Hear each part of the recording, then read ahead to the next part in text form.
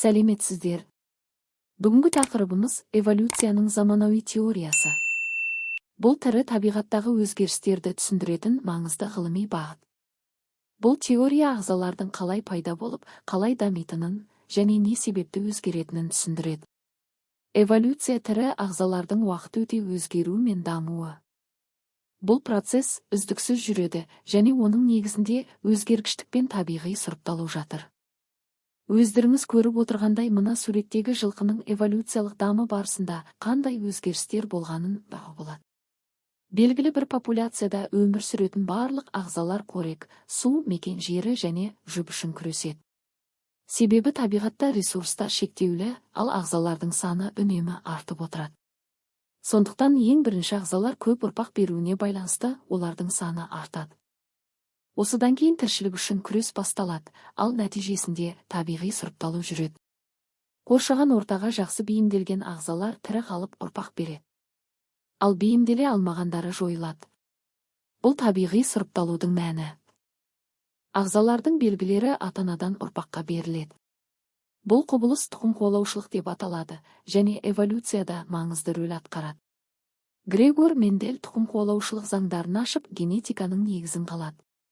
Бірақ бұл жаңалық Дарвин заманында толық таралмаған еді. Чарльз Дарвин эволюция теориясын жасағанымен тұқым қуалаушылықтың нақты механизмін түсіндіре алмады. Бұл оның теориясының негізгі кемшілігі болды. Заманауи эволюциялық теорияның қалыптасуындағы генетикалық жаңалықтар маңызды рөл атқарды.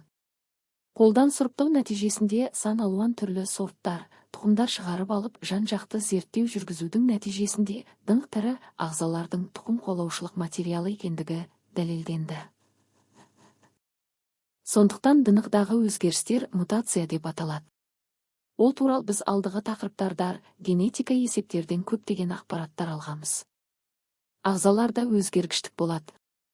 Ол тұқым қуалайтын және тұқым қуаламайтын болып екіге бөлінеді.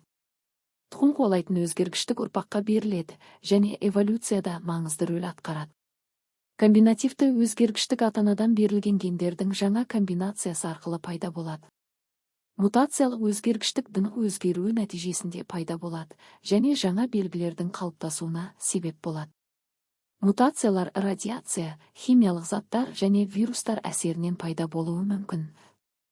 Пайдалы мутациялар сақталады, ал зиянды мутациялар табиғи сұрыпталу барысында жойылады.